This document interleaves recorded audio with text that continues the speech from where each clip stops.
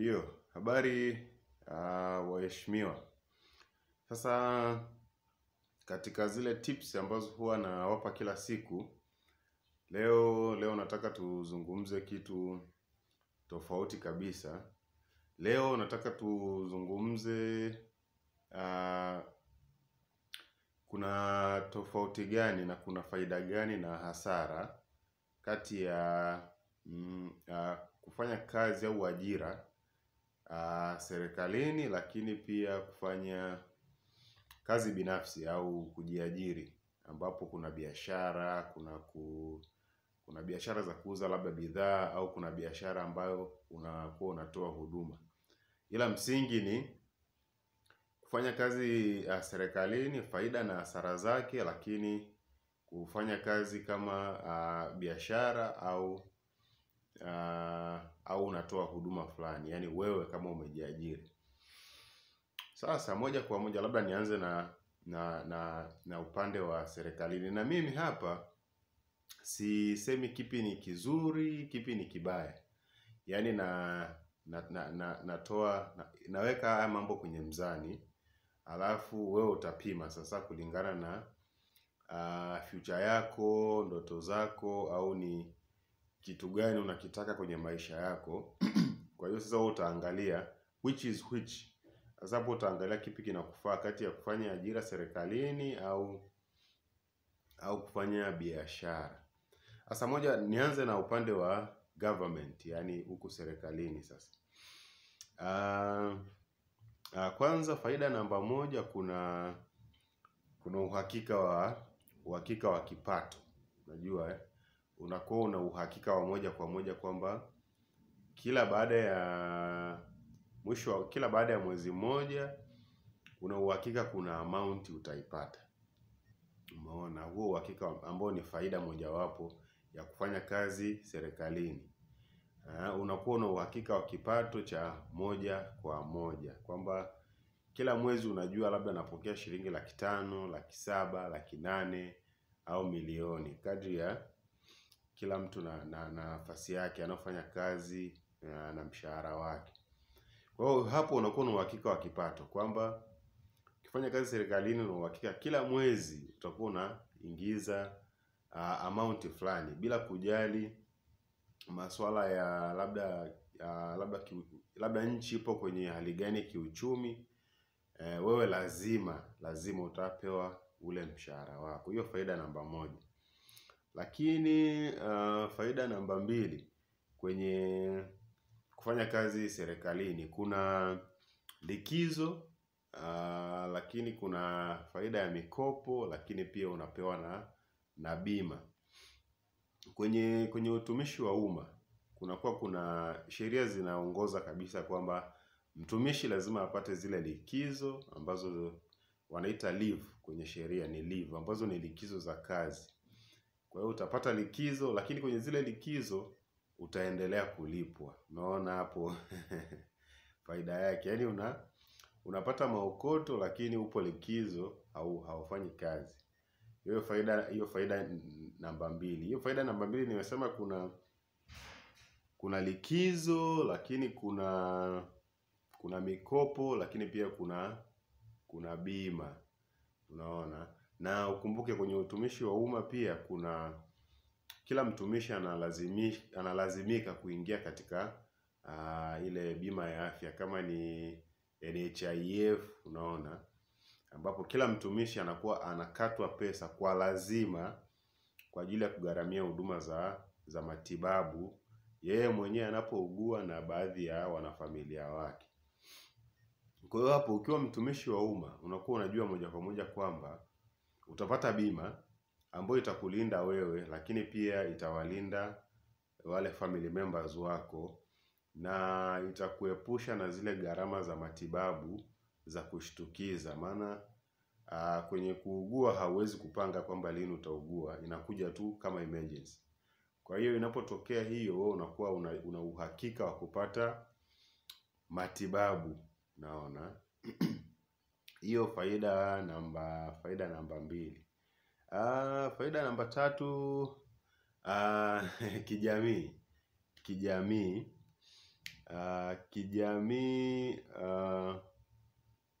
Kijamii, jamii inakuwa ina heshima fulani au inakuwa inaheshimu watumishi wa umma, kwamba ni watu wanaofanya kazi serikalini na wanafanya kazi kwa ajili ya kuwahudumia wao kama jamii. Kwa hiyo kuna hiyo faida kwamba ukiwa mtumishi wa umma kuna hadhi fulani unapewa au kipaumbele fulani katika huduma mbalimbali. Kwa hiyo hiyo ni faida nyingine.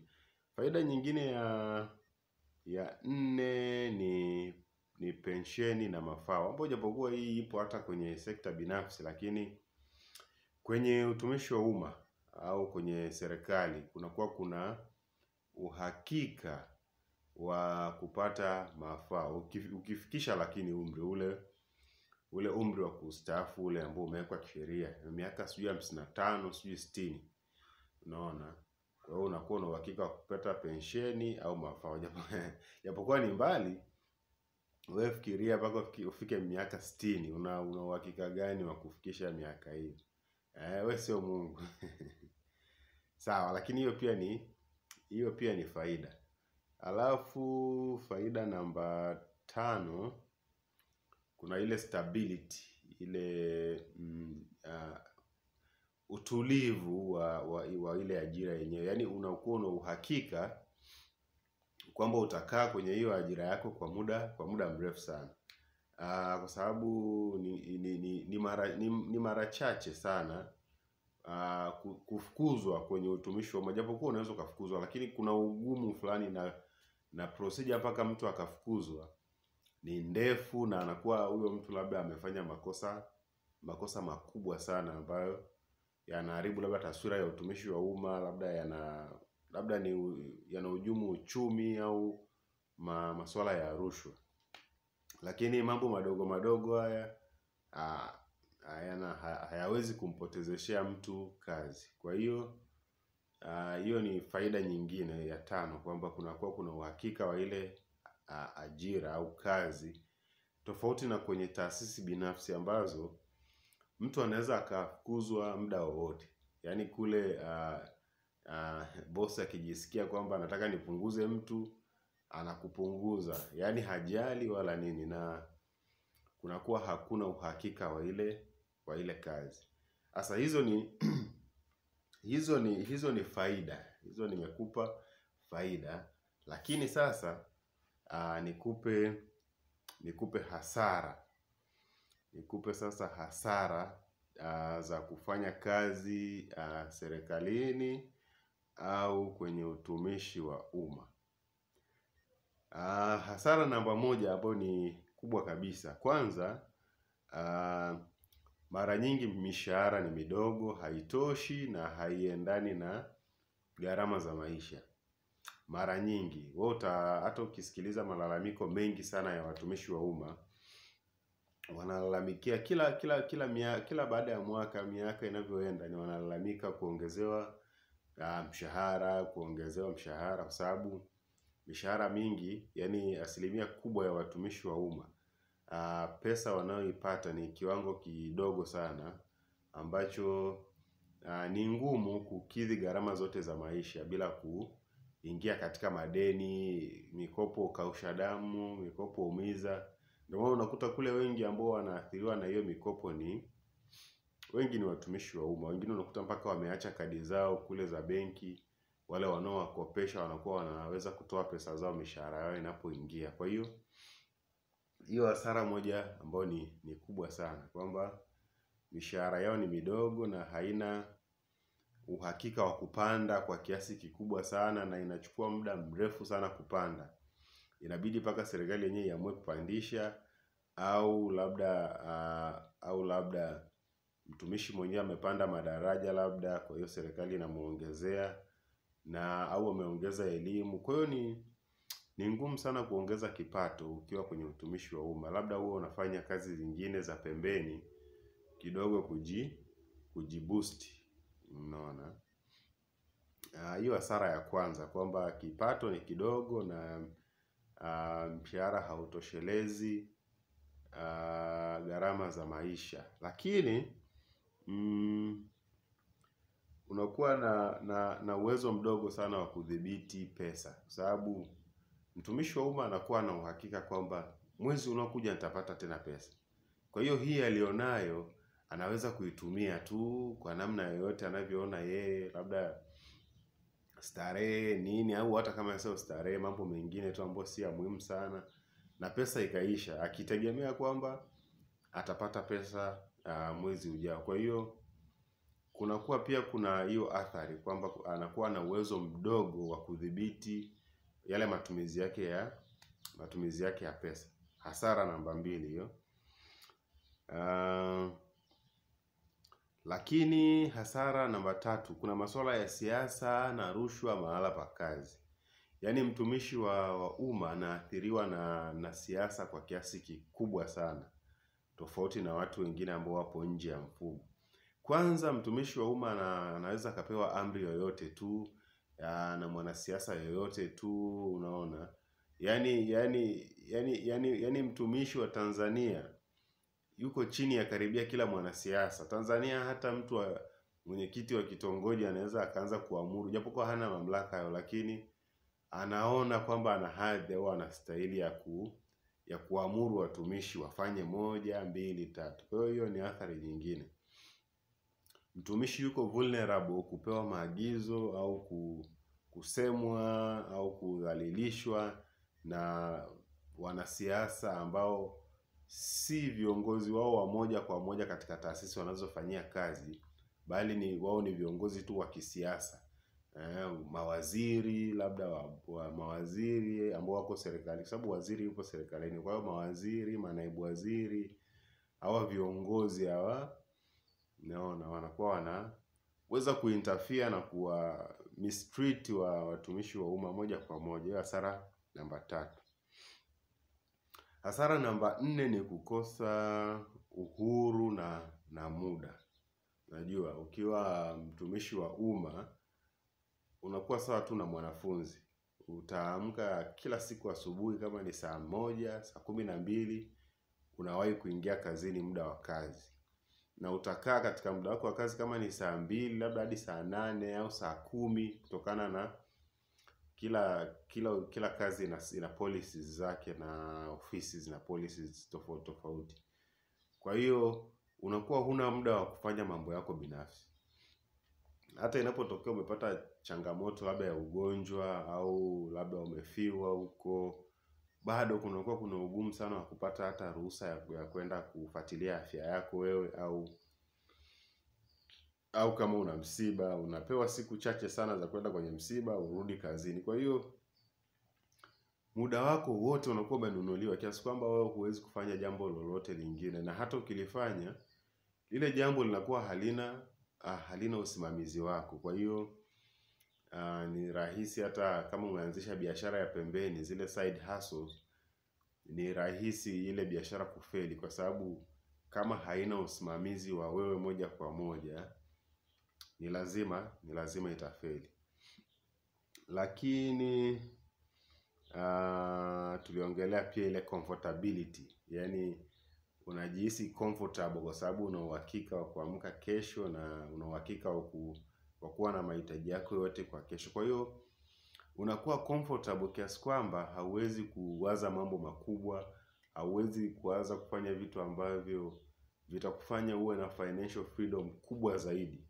Kwa hiyo unakuwa fixed, yaani unakuwa limited kimawazo, na lifestyle yako inakuwa ni kuamka, kwenda kazini, kurudi, kula, kulala na kuamka tena kwenda kazini, ambayo kwa watu wengine sio aina ya maisha ambayo wanaitaka.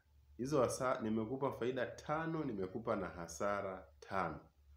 Na hapa mimi sikwambii wewe kipi kizuri. Wewe utachagua kutokana na wewe mwenyewe na unahitaji kitu gani. Unaona, wewe utaangalia unahitaji kitu gani kwenye maisha.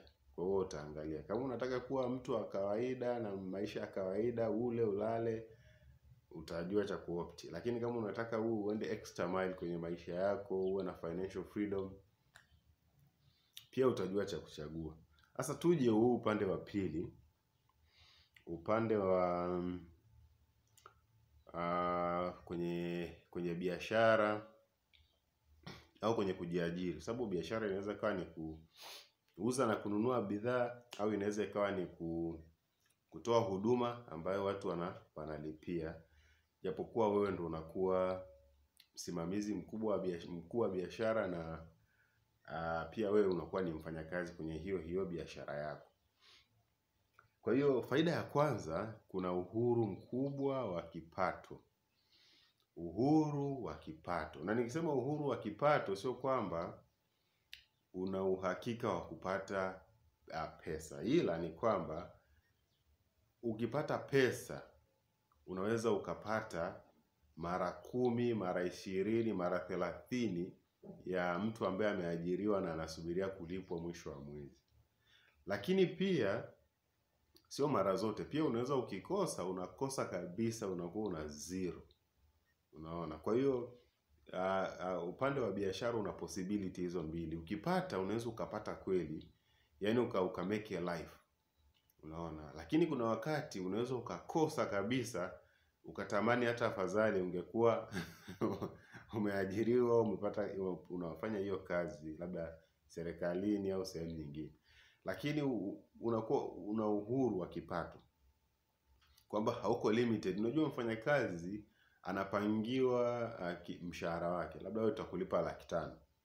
500,000 unalipwa 500,000 miaka 10. Hiyo kuongezewa labda 500,000 miaka mingine mbele sana. Lakini kwenye biashara unaweza ukapata leo 1,000,000, kesho usipate, kesho yake ukapata 500,000, kesho yake ukapata 20,000,000, ukakaa mwaka mzima usipate. Unaona? Hakuna ule consistency kwamba utapata kama watu wa mishahara. Lakini unakuwa una uwezo kwamba ukipata unaweza ukapata mara 100 ya kile ambacho yule anapewa kwa mwezi mmoja. Hiyo ni faida moja ya kwanza kubwa sana kwa upande wa biashara na watu ambao wao wamejiajiri, wanafanya kazi zao wao wenyewe. Lakini unakuwa una uhuru mkubwa sana wa maamuzi, kwa sababu wewe ndio the boss kwenye kazi yako. Kwa hiyo unapanga nini kifanyike, nini kisifanyike. Kwa hiyo hauchukui order kutoka kwa mtu yoyote. Na mtu ambaye hapati order kutoka kwa mtu yoyote ni mtu anakuwa ana uhuru sana, kwa sababu haambiwi fanya hiki, fanya kile, fanya. Kwa hiyo unakuwa una freedom kubwa sana ya kufanya mambo vile unavyotaka wewe. Unaona? Kwa hiyo kama ni biashara au ni service, kwa hiyo itakuwa kulingana na mawazo yako wewe, vile unavyo perceive mambo na maamuzi unayoyafanya. Na hakuna mtu ambaye anakuguide kwamba fanya hiki. Hapana. Faida nyingine ni kukua kifedha kwa haraka. Sasa hii tunarudi kule kwamba kama wewe una push biashara yako ikafanikiwa, hakuna mtu ambaye hata limit wewe upate shilingi ngapi. Sio, unaweza kupata chochote, unaweza kupata milioni 100, 150, 20, 10, yani hakuna limit. Kwa hiyo kuna faida kubwa sana. Yani ukitoboa katika business unaenda mbali, yani unabadili maisha kabisa. Yani unaacha kuishi yale maisha ya mshahara, yale ya kulipwa monthly, unaanza kuitumia, unasubiri tena mwezi ujao. Wewe unakuwa na ile total financial freedom. Faida ya 4, unaweza wewe ukawa pia unaweza ukaajiri watu wengine. Unaweza ukaajiri watu wengine kwa sababu kama una uwezo wa kutengeneza taasisi, kama ni biashara au ni service fulani, ikakua, hautakuwa mwenyewe. Unaona? Kwa hiyo lazima utaweka watu wengine. Kwa hiyo kama unaweza kuemploy watu wengine, maana yake wewe unatengeneza fursa ya ajira kwa watu wengine. Tofauti na yule employee, yule atengenezi fursa kwa mtu yoyote, sababu yeye mwenyewe ndo katengenezewa fursa ya kazi. Kwa hiyo wewe unakuwa na uwezo wa kuemploy watu wengine. Kwa hiyo wewe unatengenezea watu wengine fursa. Unaona? Lakini faida ya mwisho ni urahisi wa kutimiza ndoto zako.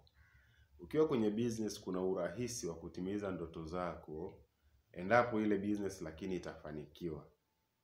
Na sio kila business pia inafanikiwa. Kwa hiyo ni 50-50. Ndio maana nimesema kwamba sijasema kipi ni bora, kipi sio bora.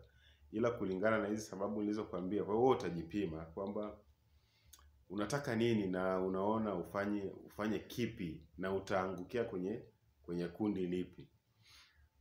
Kwa hiyo tuangalie sasa hasara za kuwa kwenye biashara. Unaona? Kuna sio faida tu. Hapa kuna hatari ya kupoteza mtaji. Ukiingia katika biashara means una capital fulani ambayo unaiwekeza ili uweze kutengeneza faida. Sasa kama hujapanga vizuri mambo yako, kama idea zako hazijakaa vizuri, hujafanya research, hujajua soko la kile kitu unachoenda kuinvest, mjomba, utapigwa. Ni lazima, unaweza ukapoteza pesa zote zile ambazo unataka kuinvest.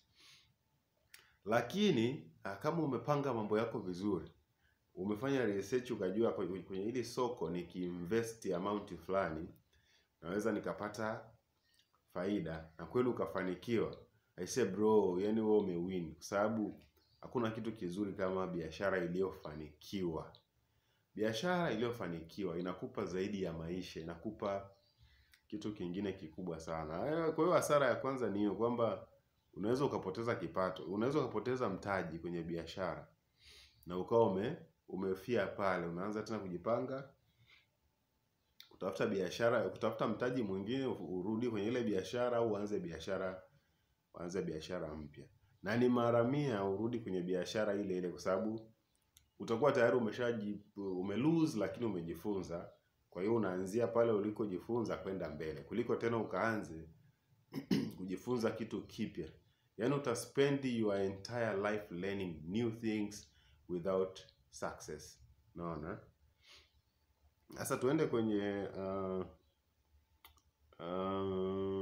hasara ya tatu. Hasara ya pili, kuna kutokuwa na kipato cha uhakika. Kama nilivyokuambia, kwenye biashara unaweza ukapata mara 100 ya yule anayepata kwenye mshahara, lakini pia unaweza ukakosa, ukarudi kwenye sifuri, ambao sasa wewe unakuwa ni mchovu kuliko hata yule ambaye yupo kwenye kazi. Kwa hiyo ni 50-50. Ukipata unapata mara kibao. Ukikosa, I say bro, unakuwa umekosa kweli. Unaona? Lakini kwenye biashara kuna pressure, alafu majukumu ni mengi sana, kwa sababu wewe ndo you are the own boss. Unaona? Wewe ndo unafanya kazi, yaani wewe kwenye ile biashara ndio unaiongoza, lakini wewe pia ndio mfanya kazi namba 1. Lakini pia bado utasimamia mambo ya kufuatilia mambo labda ya leseni, vibali, kulipa kodi, kufuatilia documentation mbalimbali za kibiashara. Unaona? Kwa hiyo wewe mtu mmoja unakuwa uko compressed kwenye majukumu mengi sana ambayo yanakutaka wewe mtu mmoja uyatimize.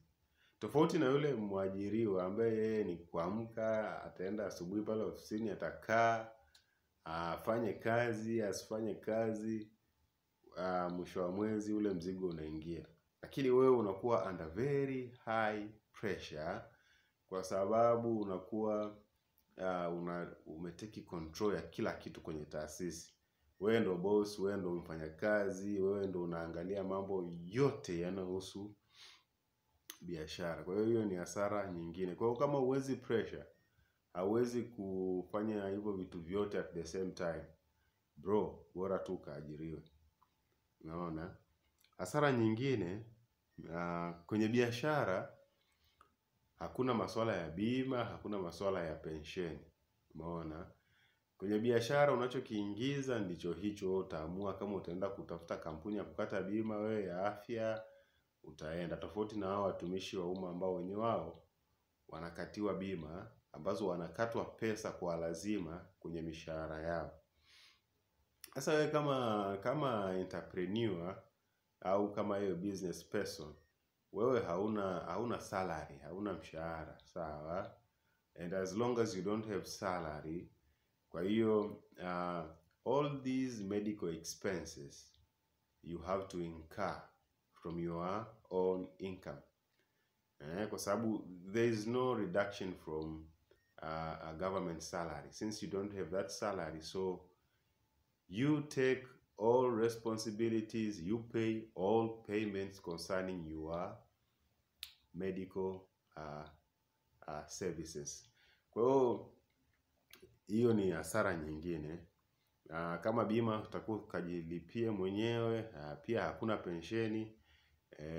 Wewe ni biashara yako, utajuana nayo, ikulipe isikulipe, people don't care, unaona. Alafu hasara nyingine ni kukosa muda wa mapumziko. Unajua ukiwa unafanya biashara yako mwenyewe, you invest your entire time.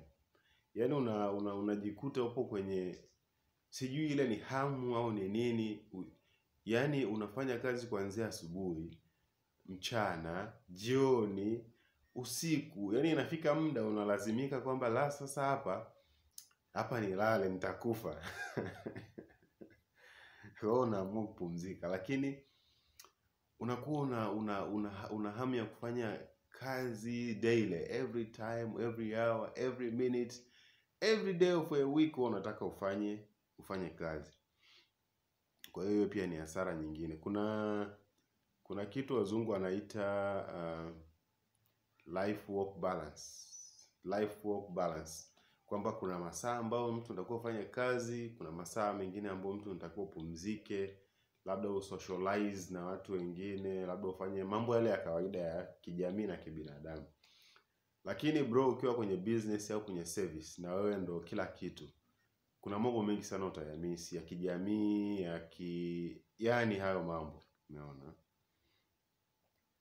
Sasa hapa na finalize, nikiwa namalizia sasa, kwa nini mtu achague either ajira ya serikali au afanye biashara au ajiajiri yeye mwenyewe. Nitakupa vitu vichache tu ambavyo vitakufanya sasa wewe ufanye decision. Sawa. Moja, wewe kama unataka utulivu, sawa, utulivu wa kazi, uhakika wa kazi, haiwezi kupotea. Unataka mafao, sawa, ya uzeeni. Alafu unataka maisha ya kawaida yenye uhakika. Unajua maisha ya kawaida, kuamka, kwenda kazini, kula, kulala, kulipa ada ya watoto, simple life. Kama unataka hiyo, wewe nenda kwenye employment, nenda kaajiriwe, kakae kule, unaona. Lakini kama pia wewe ni mtu wa kufuata mfumo au ratiba zinazopangwa, yaani unaishi katika ratiba na mifumo na unaweza, bro, wewe tu kaajiriwe, kakae kwenye government, ufanye kazi, usubiri mshahara. Alafu kama unapenda kufanya kazi ambayo haina pressure, haina mashindano, haina competition kubwa, haina kulipa kodi, haina kukimbizana na TRA, wewe bro, nenda tu kaajiriwe. Lakini kama wewe unataka mambo yafuatayo, wewe chagua biashara. Kama unapenda uwe na uhuru wa muda wako, kupanga yale mambo unayoyataka mwenyewe. Lakini pia unapenda kupambana na changamoto, mikiki. Unapenda kupata hela kwa mikiki, changamoto za hapa na pale. Na nafasi ya kutoboa, sasa hii nafasi ya kupata pesa nyingi ambazo hata huwezi kuzitumia zote. Wewe nenda kwenye biashara, huko ndo kuna utaweza kuachieve hizo ndoto, lakini sio kwenye kazi. Kwenye kazi labda uwe na kitengo kikubwa na uwe mwizi au mtu ambaye haujanyooka, lakini kwa kutegemea tu salary peke yake, hiyo ni uongo. Lakini kama unapenda kufanya kazi ambayo wewe unaongoza, unatoa misimamo wewe, unaoperate kila kitu, unataka impact kubwa kwenye maisha, unataka labda kitu kinachoitwa utajiri. Yaani utajiri huwezi kupata kwenye ajira. Kwa hiyo bro, nyoka kwenye business, kuwa mbunifu, tafuta biashara unayoiweza uifanye. Otherwise utafeli. Kwa hizo tips nilizokupa wewe zitakusaidia uweze kuchagua which is which. Kama ni kwenye ajira au kwenye kujiajiri, it's okay. Na kuwekea namba hapa chini na link ambayo itakufanya wewe uweze ni consult au kuuliza jambo lolote kama unataka. Haina noma.